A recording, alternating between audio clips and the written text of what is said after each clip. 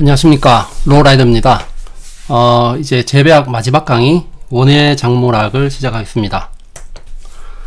원예 작물 강의에서는 원예 작물의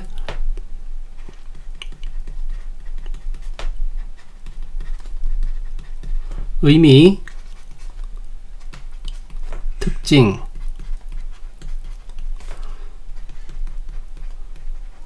분류에 대해서 알아보고요. 그리고 원예 작물은 크게 채소 원예와 과수 원예,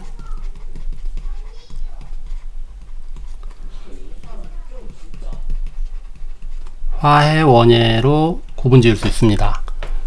그 분류 안에서는 또 분류 기준에 따라서 어떻게 상세 분류가 되는데요. 그런 분류를 이제 강의에서 알아볼 거고요.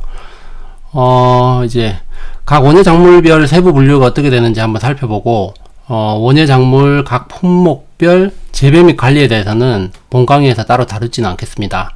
그 손해평가사 1차 시험 재배학 및 원예 작물학 시험에서는 품목별 재배 관리보다는 그 작물 전반에 대한 생육 특성과 그 관리가 주요하게 다루어지고 있습니다. 그래서 작물 전반에 대한 생육 관리하고 그 특성에 대해서는 그 앞선 강의에 1강부터 11강이 이제 작물 전반에 대한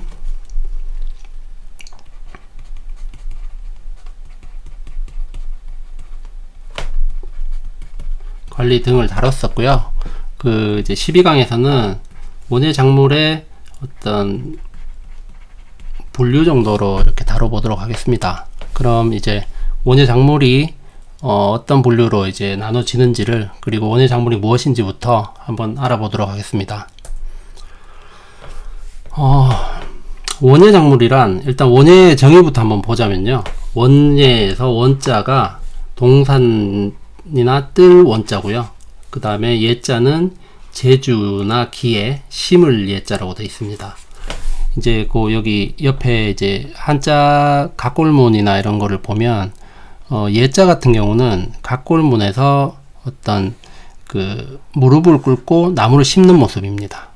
그래서 예자는 이제 제주나 기에라는 뜻인데, 이제 이거 나오게 된 어원 자체가 나무를 심고 가꾸기 위해서는 기술이 필요하다는 의미입니다. 그래서 이제 그래서 원예라는 것은 재배하려고 하는 울타리나 어떤 공간 안에서 그 집약적인 생산 기술을 접목하여 재배하는 작물을 원예 작물이라고 합니다. 이제 주로 크게는 과수원예, 채소원예, 화훼로 이제 구분을 되는데요. 그 일반적으로 쌀이나 맹류의 일반 작물보다는 집약적인 생산 기술을 필요로 합니다. 생산 과정마다 디테일하게 하나하나 어떤 기술이 들어가야 되고 어떤 방법을 써야 되는지 등 그런 집약적인 그 생산 기술을 다루고 있는 것이 이제 원예 작물학입니다. 재배학이 전반적인 재배 특성이나 어떤 관리라면, 원예 작물학이라는 것은 원예 작물을 크게 세 가지로 구분을 하고 그 세 가지 구분 안에서 또 각각의 품목이 있을 텐데, 그 각각의 품목에 대한 상세한 재배 기술과 특징을 이제 다루는 학문이 원예 작물학입니다. 자, 예를 들면 그 토마토의 원예 작물학으로서 봤을 때는 토마토가 이제 적정 정식 시기가 언젠가부터를 다뤄줍니다. 적정 정식 시기는 일반적으로 본엽이 구매가 나오고 난 이후에 1화방이 맺혔을 때, 그때 정식을 하라고 되어 있습니다. 그 토마토의 생육 특성이 이제 자라나오기 시작하면 엽이 하나, 둘, 셋, 넷, 다섯, 여섯, 일곱, 여덟, 9개가 나오고 난 뒤에 화방이 한 개가 열립니다. 그리고 나서 화방이 열리고 나면 이제 정식을 하는데, 그 정식을 하고 나서는 그 다음부터는 이제 엽이 3엽이 나올 때마다 화방이 한 개씩 또 나옵니다. 자, 이렇게 나와서 이제 이제 요 화방에 대해서 이렇게 나오는 특성을 집어주고, 또 잎 옆마다 또 측지들이 이렇게 생성이 되는데, 그 측지를 어떻게 따줘라, 아니면 그 토마토는 칼슘이 부족하면 배꼽 썩은병이 발생을 하는데,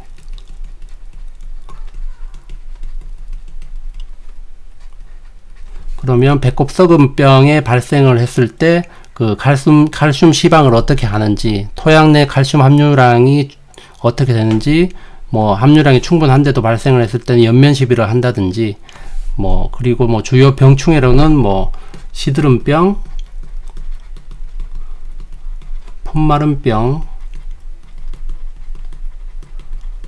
역병 등이 있는데, 이런 역병 등의 피해 증상과 방제법은 어떻다. 이렇게 이제 작물별로 각 품목별로 구체적인 생육 특성과 관리를 담고 있습니다. 원예 작물학이라는 것은. 그래서 원예 작물과 일반 작물의 분류를 보면 이제 일반 작물은 이제 크게는 식용 작물과 식용에는 뭐 벼, 밀, 옥수수 등이 있고요.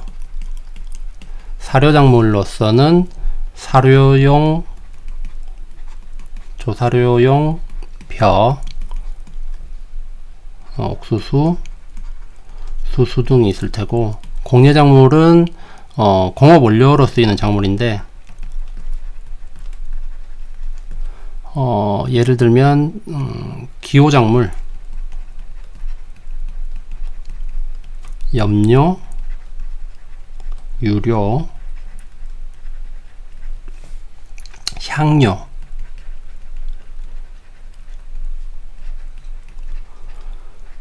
섬유료 등이 있습니다. 반면 이제 원예 작물은 크게 채소, 과수, 화해로 나눌 수 있고, 그 이제 각각에 대한 분류, 상세 분류는 또 어떤 각각의 기준에 따라서 상세 분류가 있는데요. 그러면 이제 이제 원예 작물, 앞서도 말씀드렸지만 원예 작물이 일반 작물 대비해서는 좀 더 디테일하고 집약적인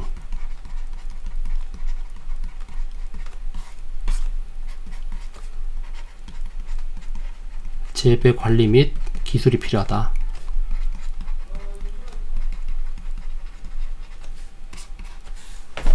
이렇게 차이를 아시면 될 것 같습니다. 그리고 원예 작물의 특징은 아래와 같습니다. 원예 작물은 일반 작물에 비해서 경제적 가치가 큰 것이 특징이고, 그에 따라서 집약적으로 재배가 됩니다.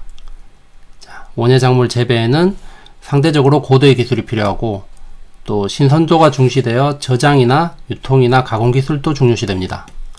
그리고 수익성이 높다는 특징이 있고요. 재배 대상 작물의 종류가 다양합니다. 그리고 재배 방식이 크게는 뭐 노지 재배, 시설 재배, 토경 재배, 수경 재배 등 다양한 재배 방식이 있습니다.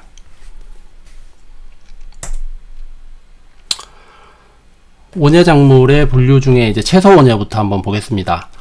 채소 원예는 크게 이제 생태적 분류가 있고요. 그리고 원예적 분류, 식물학적 분류가 있습니다. 우선 생태적 분류를 보자면, 생태적 분류란 어떤 기온지나 온도 조건이나 어떤 광적응성 등 식물의 생태 특성에 따라서 분류한 것입니다. 우선적으로 채소의 기온지에 따라서 분류된 것인데요. 이제 원산지가 서양이냐 동양이냐에 따라서 분류가 되고, 서양 원산정에는 양배추, 양파 등에서 이런 작물들이 있고요. 동양 원산정에는 배추, 무, 파, 가지 등이 있습니다. 뭐 상세 작물은 한번 읽어보시기 바랍니다. 그리고 온도 조건에 따라서 분류를 하는데요. 호냉성 채소와 호온성 채소입니다. 호냉성 채소는 20도씨 안팎의 서늘한 온도에서 생육이 잘 되는 채소입니다. 이제 우리가 흔히들 겨울에 재배하거나 겨울에 나오는 채소들이라고 보시면 됩니다. 배추와 양배추, 시금치, 파, 양파, 마늘, 상추, 무, 당근, 감자, 완두, 딸기 등 우리가 주로 겨울철에 재배를 하거나 겨울철에 접할 수 있는, 아니면 이른 봄에 접할 수 있는 이런 작물들이 호냉성 채소가 많고요. 그리고 호온성 채소로는 25도씨 안팎, 비교적 높은 온도에서 생육이 잘 되는 채소입니다. 가지나 토마토, 고추, 수박, 참외, 오이, 멜론, 고구마, 토란, 생강 등이 있습니다. 이제 주로 우리가 이때쯤 심죠. 한 4월쯤, 5월쯤 해서 이제 심어서 여름을 거쳐가지고 이제 수확을 하는 작물들이 대부분입니다. 이제 그리고 이제 광적응성에 따른 분류인데요. 양생 채소는 이제 양지에서 잘 자라는 채소고요. 음생 채소는 음지에서 잘 자라는 채소입니다. 이제 상서의 채소들은 한번 보시면 될 거고요. 그다음 장일성 채소, 중일성 채소, 단일성 채소가 있습니다. 그 장일, 중일, 단일에 대해서는 작물의 상적 발육에서 한번 다뤘는데요. 시험 문제에서는 상당히 자주 나오는 부분 같습니다. 장일성 채소와 중일성 채소와 단일성 채소를 어떤 구분하시오 하는 이런 문제들이 많기 때문에 대표적인 장일성, 단일성 채소에 대해서는 좀 이렇게 숙지를 하시는 게 좋을 것 같습니다. 그 단일성 채소는 기본적으로 이제 해가 낮의 길이가 밤의 길이보다 짧은 때 이제 화분화가 되는 채소인데 이제 대부분 좀 추운 계절 쪽에 볼 수 있는 채소라고 보시면 되겠죠. 그리고 중일성 채소는 크게 이제 일장을 따지지를 않는 채소고요. 이제 장일성 채소는 이제 해가 밤 길이보다 낮 길이가 긴 그런 채소를 말하는데 시금치와 쑥갓이 대표적입니다. 이제 요거는 상적 발육 강의도 한번 참조를 하시면 될 것 같습니다.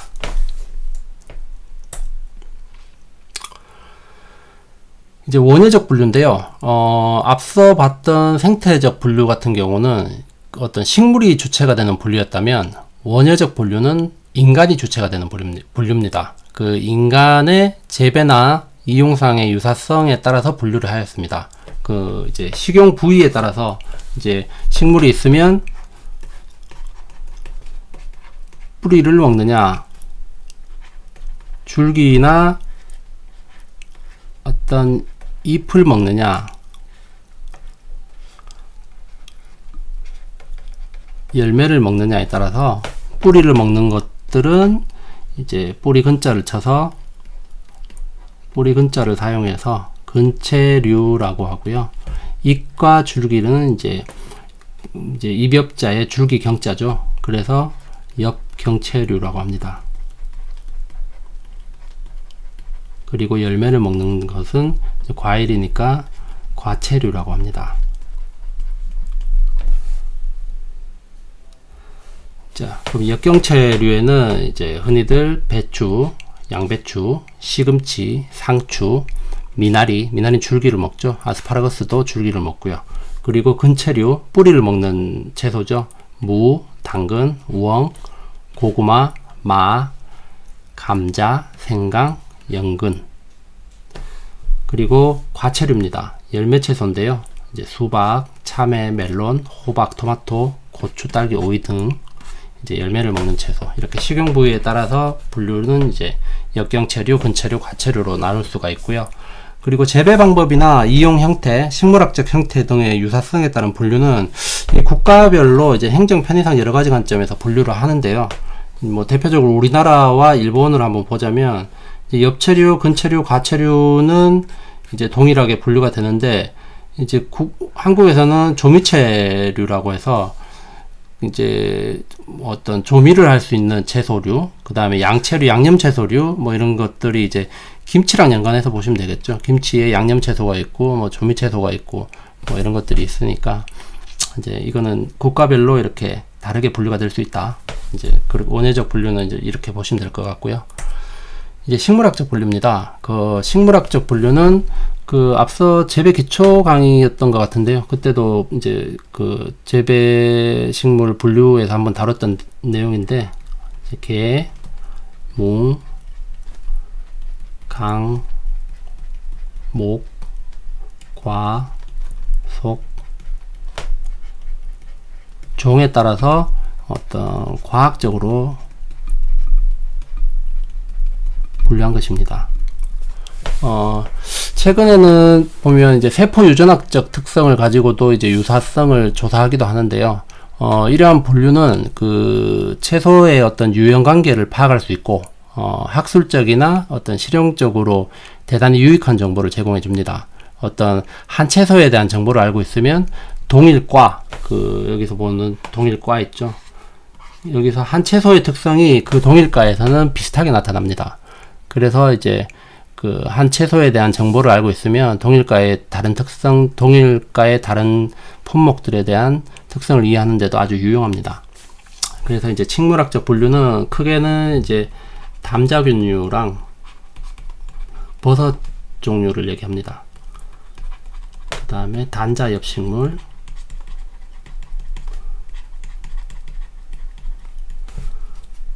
쌍자엽식물,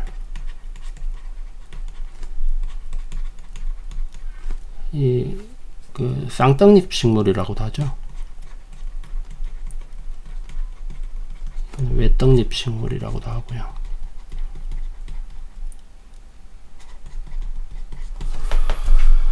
자, 이렇게 구분이 되는데요. 이제 쌍자엽식물이 이제 규모가 제일 많습니다. 수가 월등히 많습니다. 이제 담자균류로서는 이제 송이버섯 과가 있고요. 그 안에는 이제 양송이, 팽이버섯, 표고버섯, 느타리버섯, 송이버섯 등이 있고, 이제 단자엽식물에는 벽과, 천남성과, 백학과, 막과, 생강과 이렇게 있는데, 이제 양파, 마늘, 파, 쪽파, 부추가 백학과 식물이라는 거는 좀 눈에 익혀 두시기를 바랍니다. 한 번씩 이게 출제가 되는 경향이 있는 것 같아 가지고요.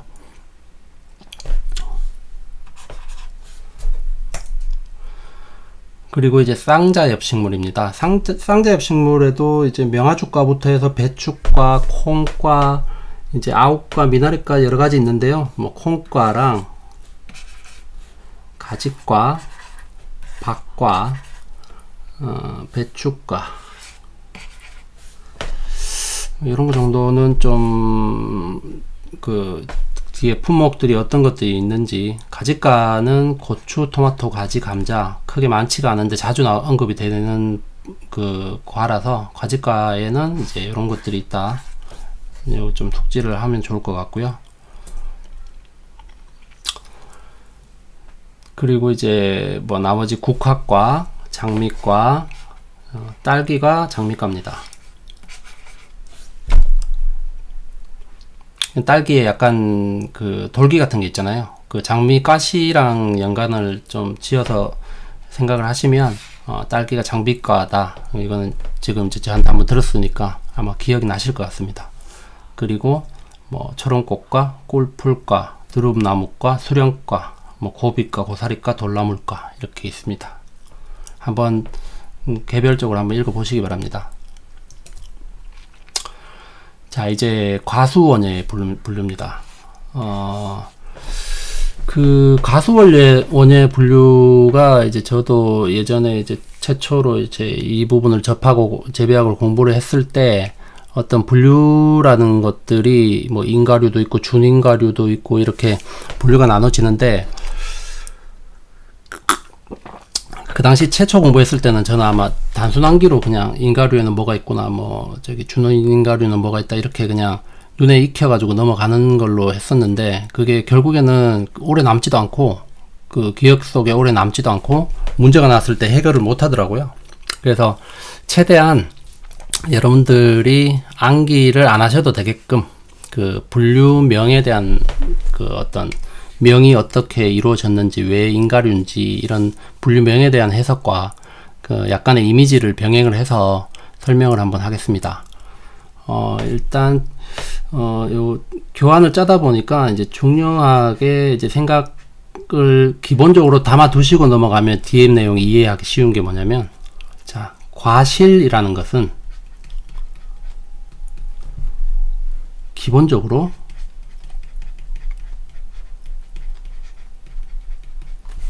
C방, 자방이라고도 합니다. C방이 비대하여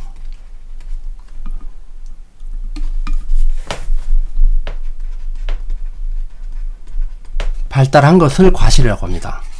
즉, C방이나 자방이 아닌 다른 부위, 여기서 다른 부위는 대표적으로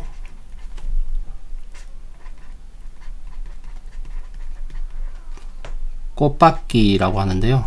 이제 요 꽃박기가 비대에서 과실을 형성을 하고 있는 것은 과실이 아니다라고 봅니다. 그래서 지금 여기서 이제 우리가 꽃의 발육 부위에 따른 분류인데요. 꽃의 발육 부위에 따라서 진가와 위가로 나누는데, 진과 트루프루시고 위가는 폴스프루시입니다. 과실이 아니다라는 얘기죠. 그래서 씨방이 비대에서 발달한 것만 과실이고, 씨방이 비대에서 발달하지 않은 것은 과실이 아니다. 그래서 위가다. 이제 이렇게 나눠지는 겁니다. 이제 씨방이 발육에서 비대한 것들. 자, 여기 보면 앞선 강의에서 종자 강의하고 2강이었던 것 같은데요. 이제 거기서 이제 수정 과정에 대해서 설명을 한번 드렸는데요. 이제 이렇게 정액이 난액하고 만나가지고 이렇게 되는 요거를 C방이라고 하는데요. 요 C방이 비대를 해서 그거를 이제 인간이 섭취를 하는 과실들은 다 진과라고 합니다. 진짜 과실이라고 하는데, 그게 뭐 포도, 복숭아, 자두, 살구, 감, 밤, 감귤입니다. 근데 이제 위가의 대표적인 게 사과와 배인데요.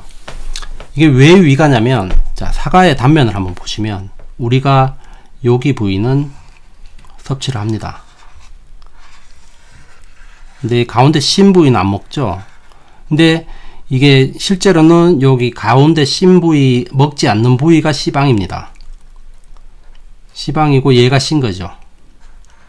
즉 우리가 먹는 부위는 C방이 커져서 먹는 게 아니라 이 C방을 받치고 있던 꽃바지가, 이 꽃바지가 커져서 과육이 된 것입니다. 꽃바퀴가 커져서 과육이 된 거.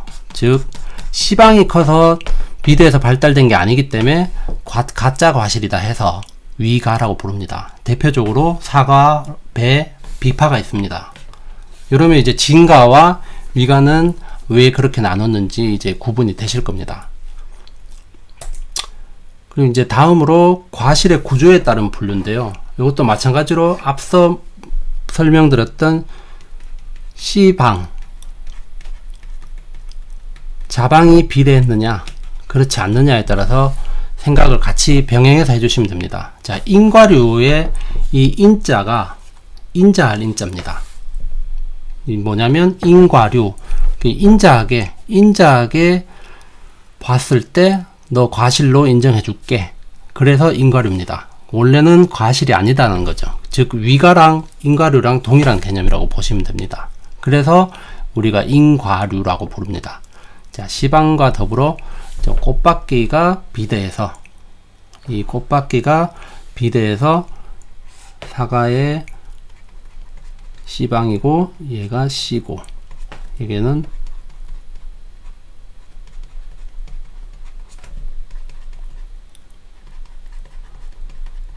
꽃바퀴가 되는 것입니다. 그래서 위가인데 이제 과실의 구조에 따라서는 이거를 인자할 인자를 써서 인자하게 봤을 때 과실 정도로 인정을 해준다 해서 인과류 해서 이제 대표적으로 앞이랑 똑같죠. 사과배, 모가, 비파 이런 것들이 있습니다.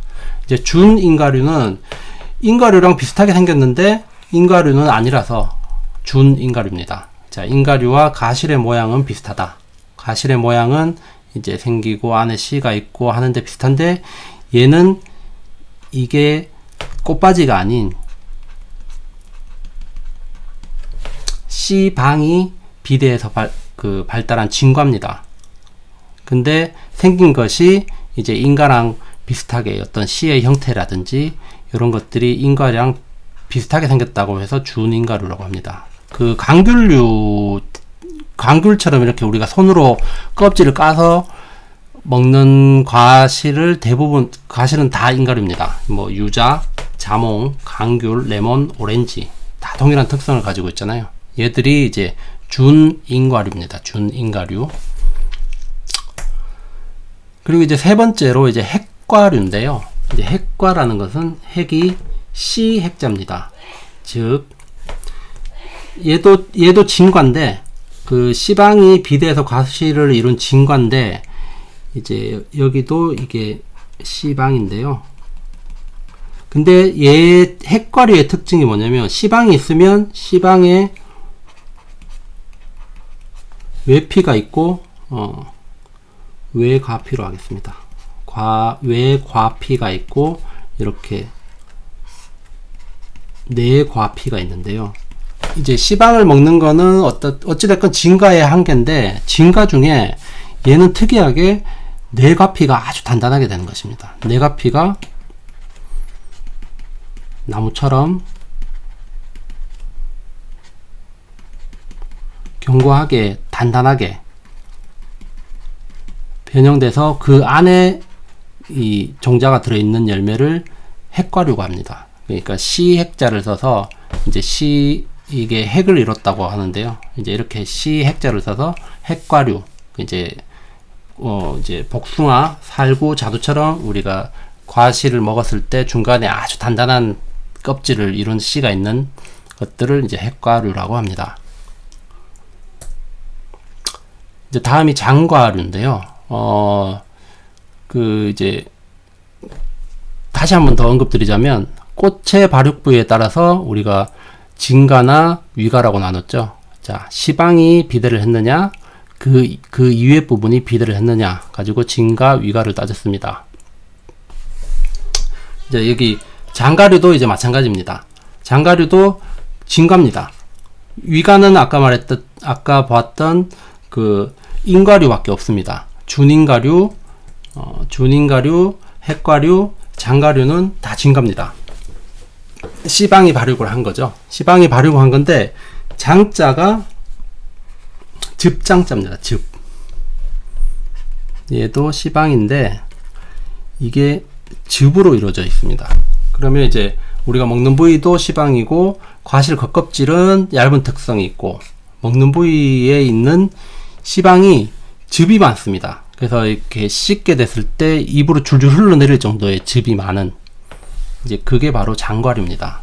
이제 우리가 흔히 포도, 앵두, 딸기, 블루베리, 구스베리, 라즈베리 이제 얘들의 특징이 모두 다 보면 껍질이 얇고 손으로 누르면 터질 정도로 이렇게 푹푹 들어가는 그 이제 즙이 상당히 많은 이제 이런 것들을 이제 즙이 많다고 해서 즙장자를 써서 장과류입니다.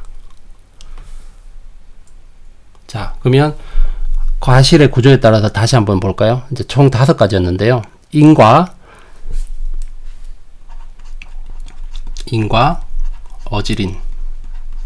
자, 어질게 봐서 과실은 아니지만 C방이 커서 된 게 아닌 꽃받침이 커서 꽃바지가 커서 비대해서 과실이 된 것이기 때문에 과실이 아니지만 어질게 봐서는 과실로 해주겠다 해서 어지린자 써서 인과, 사과, 배. 그 다음에 준인가입니다. 준인가. 자, 인가랑 과실 모양은 비슷한데 C방이 비대해서 과실이 된 겁니다. 자, 감귤류 모두입니다. 유자, 자몽, 레몬, 오렌지. 그 다음 본 게 핵과죠. 핵과.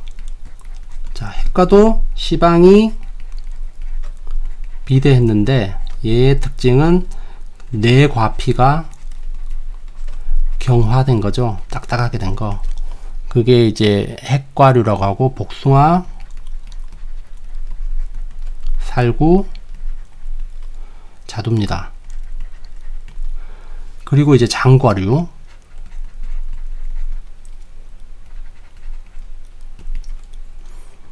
즙장자라고 했죠. 즙장자로 해서 이게 C방이 비대를 한 건데 얘는 즙이 많다고 해서 즙장자 써서 장가류입니다. 그리고 다음 슬라이드에 나올 게 이제 갓가류 남았는데요. 갓가류도 마찬가지로 껍질 각자고요. C방이 비대한 겁니다. 근데 얘는 핵과하고 다르게 외과피가 딱딱해진 겁니다. 호두 같은 게 있겠죠. 자, 그럼 갓가류도 사진으로 한번 보시겠습니다. 자, 갓가류, 자, 시방벽, 즉 외가피가 단단하게 된 거, 내가피가 단단하게 된 거는 핵가류, 외가피가 단단하게 된 건, 단단하게 변한 거는 갓가류. 자, 단단한 껍질 시방 속에 이제 들어있는 종자의 배유, 먹는 부분이 대부분 배유인데요. 보면 이렇게 씨눈이 있습니다. 이제 씨눈은 잘 눈으로 구분은 안 되실 텐데, 여튼 씨눈이 있고, 이게 우리가 먹는 부위는 거의 대부분이 배유라고 보시면 됩니다. 밤과 호두와, 이게 밤이고요. 이게 호두고, 이게 개암입니다. 이렇게 외가피가 두껍고 단단한 특징이 있습니다. 자, 이제 앞서는 과실의 구조에 따라서 분류를 했었고요. 이제 과실의 구조에 따른 분류도 앞서 본 내용 같은 경우는 시험에 상당히 자주 나오고 상당히 헷갈리기 쉬운 내용인데, 이제 그 단어의 의미를 한번 파악을 하시고 이미지로 한번 생각을 하시면 이제 기억이 나실 겁니다. 그리고 이제 지금부터는 이제 재배지 기후에 따른 분류인데요. 뭐 온대가수, 아열대가수, 열대가수로 나뉘는데, 뭐 온대가수는 연평균 기온이 0도에서 20도 사이 온대지방, 이제 일정 시간에 정원철이나 낙엽이나 휴면을 거쳐야 열매가 결실되는 특성이 있고요. 사과, 배, 복숭아, 포도, 감, 밤, 대추 등 한국 지형에서 잘 재배가 되고 흔히 볼 수 있는 과실들이 온대가수입니다. 그리고 아열대가수는 한국에서는 제주나 아니면 우리 한국의 어떤 남쪽 부위에서 주로 재배가 되고 있는 과실들을 보시면 됩니다. 영평균 18도에서 20도의 아열대 지방에서 자생하는 상록가수입니다. 상록이라는 것은 상시 푸르다는 내용입니다. 10도씨 이하의 저온에서 세포 분열 정지 기간이 끝난 후 온도가 상승해야 꽃눈 분화되는 특성이 있습니다. 강귤류와 비파, 올리브 등이 있고요. 열대과수는 이제 적도 주변 저위도 지방에 아주 고온 기후에서 적응하는 과실이죠. 바나나, 파인애플, 망고, 파파야 등. 자, 이제 과수를 나무 형태에 따라서 이제 분류를 합니다. 나무 형태에 따라서 교목이 있고 관목이 있는데요. 이제 교자가 마찬가지로 높이 쏟을 교자라고 해서, 이게 뭐 위키백과 같은 데 보면 이게 8m 이상이라고 얘기도 하던데, 이제 이걸까지 굳이 뭐 그렇게까지 구분 지을 필요는 없을 것 같고요. 일단 교목의 특징은 본줄기 하나가 뚜렷하게 누가 봐도 본줄기구나 해서 이제 자라나서 거기에서 이제 가지들이 이렇게 펼쳐지는 나무 형태를 교목이라고 하는데요. 이제 고든줄기, 수관이라고 하는데, 이 본줄기가 한 개고 수관과 가지의 구별이 뚜렷하게 되고 높게 자랍니다. 그거를 교목이라고 하고요. 이제 교목에는 상록과수와 낙엽과수가 있습니다. 상록은 앞서서 상시 푸른 나무라고 했죠. 이제 상시 푸른 거고, 낙엽은 이제 계절에 따라서 낙엽이 됐다가 낙엽이 지고 이제 나무 줄기만 있다가 이렇게 하는 과수를 낙엽과수라고 합니다. 이제 상록과수에는 강귤, 레몬, 비파 등이 있고, 낙엽과수는 이제 얘들이 보면 강귤, 레몬이나 이런 거는 대부분 보면 이제 아열대과수가 많죠. 상록과수는. 그리고 낙엽과수에는 사과, 배, 복숭아, 살구, 매실, 자두, 양행두, 모과 등이 있습니다. 관목성 과수는 특징으로는 주줄기가 분명치 않습니다. 어떤 우리가 블루베리 나무나 이런 거 보셨는지 모르겠지만, 블루베리 나무는 이 땅 속에서 어떤 줄기가 분지가 돼서 이렇게 막 가지가 주지가 뭔지 뭐가 뭔지 이렇게 나옵니다. 이렇게 해서 이제 막 이렇게 달리는데요. 이런 것들을 관목성 과수라고 합니다. 밑동이나 땅속 부분에서 줄기가 갈라져 나오는 나무, 뭐 진달래, 개나리, 장미, 반송, 무궁화, 구주베리, 블루베리, 나무딸기 이런 것들이 있고, 덩굴성 과수는 다른 물체에 감아 올라가는 과수, 대표적으로 포도와 참다래를 볼 수 있습니다. 포도와 참다래는 어떤 덕이라든지 울타리라든지 이런 형태의 이제 감아 올라갈 수 있게끔 해서 재배를 합니다. 이제 마지막으로 원예작물에서 화해의 분류를 보는데요. 화해는 생육 특성에 따른 분류와 실용적 분류로 구분을 할 수 있는데요. 생육 특성에 따라서는 우선 한해살이 화초, 파종하고 1년 안에 꽃이 피고 지고 이제 그 고사될 때까지가 1년 안에 다 해결이 됩니다. 그 봄에 뿌려서 한 해 살이하는 화초는 이런 것들이 있고요. 가을 뿌려서 한 해 살이하는 화초는 뭐 이런 것들이 있습니다. 그리고 두 해 살이 화초는 파종 후 1년이나 2년 이내에 꽃이 피고 씨가 맺히는 경우인데요. 뭐 보면 대부분 보면 가을 뿌림 한 해 살이 화초가 생육이 좀 더 길게 된 형태가 많습니다. 뭐 석준이나 접시꽃, 뭐 캄파누라 이런 것들이 있다고 합니다. 여러 해 살이 화초는 한번 파종을 하면 매년 같은 자리에 새싹이 돋고 꽃이 피고 씨가 맺히는 화초입니다. 거베라, 군자란, 극락조와 뭐 옥자마 등이 있다고 합니다.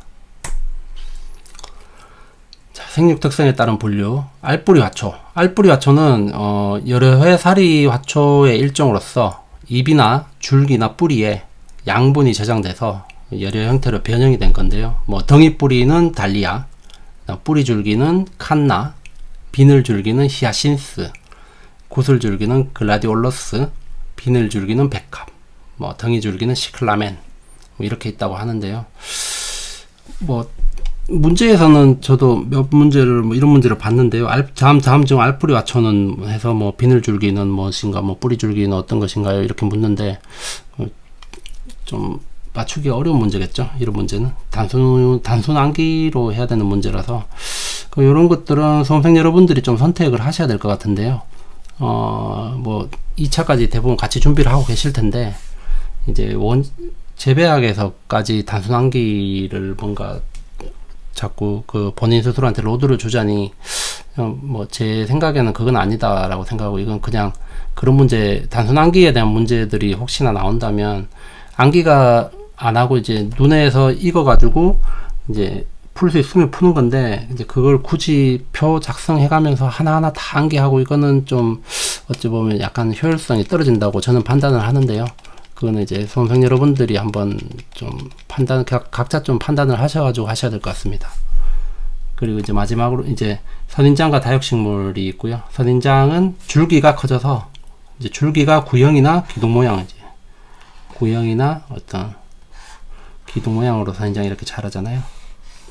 그리고 이제 잎은 이거 가시입니다. 가시. 잎은 이렇게 가시로 변해져 있습니다. 수분이 적은 환경이다 보니까 잎에서 이제 광합성을 효율적으로 하기 위해서 기공을 최소화한 형태가 이제 형태로 변한 게 이제 가시 형태로 변한 겁니다. 그리고 다육식물, 그 선인장과 같이 줄기나 잎이 커져서 이제 되도록 된 물과 양분 저장을 하는데요. 뭐 다육은 일반적으로 보면 이제 가시 형태는 잘 볼 수가 없습니다. 거의 이제 줄기 형태만 이렇게 볼 수가 있고요. 그리고 이제 난과식물. 난과는 그 국내나 중국이 원산지가 많고, 동양에서 주로 재배하는 것은 동남난. 그다음 열대 원산의 난을 이제 서양에서 재배하는 것을 서양난. 관엽식물은 이제 잎을 감상하기 위한 식물이고요. 자, 이제 화훼원예의 이제 실용적 분류입니다. 실용적으로는 이제 사용 용도에 따라서 하는 분류인데요. 이제 관상 부위가 어디냐에 따라서 관화, 꽃을 감상하는 식물, 관엽, 잎을 감상하는 식물, 관실, 열매를 감상하는 식물. 자, 종류에는 이런 것들이 있습니다. 자, 이용 목적에 따른 분류로 절화와 분화로 나뉘는데요. 절화는 꽃을 잘라서 파는 것들, 국화, 장미, 안개초, 나리, 카네이션, 프리지어, 튤립. 일단 분화는 화분에 담아서 담아서 재배하거나 뭐 판매하는 그 화훼를 분화라고 하죠. 뭐 국화는 절화도 하고 분화도 하고, 이제 포뮬러스, 베고니아, 동양난, 난 종류는 대부분은 분화죠. 이제 고무나무라든지 뭐 관음죽이라든지 소철이라든지 이런 것들이 있습니다. 자, 이제 원예작물의 의미와 그 어떤 분류, 채소원예, 과수원예, 화훼원예의 분류에 대해서 한번 봤습니다. 원예작물학을 깊게 들어가자면 이제 각 품목별로 디테일하게 다 보자면 채소원예만 해도 두 권책이 거의 한 권 내지 두 권 정도의 분량입니다. 그 각각 품목별 상세 재배 기술에 대한 그 어떤 서술이 쭉 늘어져 있기 때문에 분량이 엄청 많기도 하고, 그 분량을 어떻게 간추려서 다루는 것도 좀 아닌 것 같고요.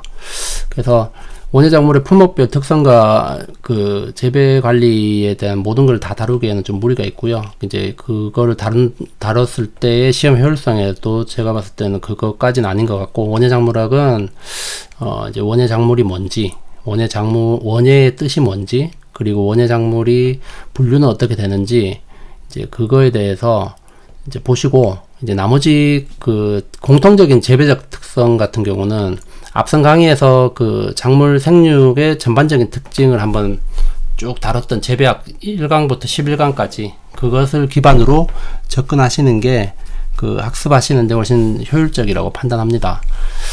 그래서 이제 이상 재배학에 대해서 기초 강의를 좀 마무리를 하려고 하는데요.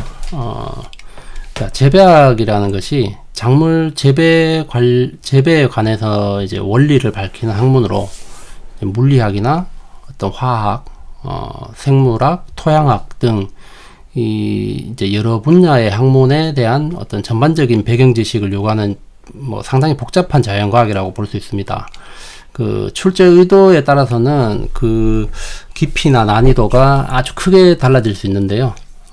근데 지금까지의 그 어떤 손해평가사 기출문제 출제 경향으로 보자면, 뭐 물론 추후에 난이도 변경이 있을지는 모르겠습니다만, 그 현재까지는 그 수준이 그 국가기술자격검증시험의 어떤 기능사 시험, 뭐 유기농업 기능사라든지 종자기능사라든지 아니면 그 구급공무원의 어떤 원예 쪽이나 어떤 이런 농업적 구급공무원 정도의 어떤 그 정도 수준을 유지하고 있는 것 같습니다.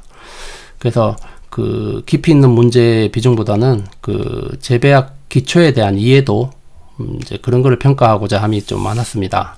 그래서 객관식 사지선다 시험이면서 또 합격 여부의 기준이 60점이고 또 꽈락은 40점이기 때문에 뭐 수험생들의 시험의 접근 방법에 따라서는 그 재배학에 대한 어떤 이해가 없이 그냥 기출 문제만 반복적으로 습득하고 풀어서도 합격점을 획득하실 수도 있습니다. 근데 그 저는 수험생 여러분들께 그 재배학에서 그래도 이제 최소한의 기본이 되는 내용에 대한 또 어느 정도의 좀 이해의 줄기를 좀 잡아드려서 그 문제풀이가 좀 더 수월하게 이제 돕고자 강의를 제작을 하고 이제 강의를 진행을 했습니다.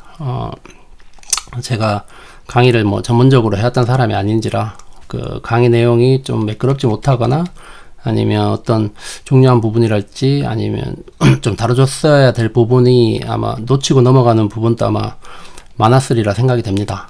아무쪼록 그 재배학 시험에 조금이나마 좀 도움이 됐기를 바라고요. 수험생 여러분들의 합격을 진심으로 기원합니다. 감사합니다.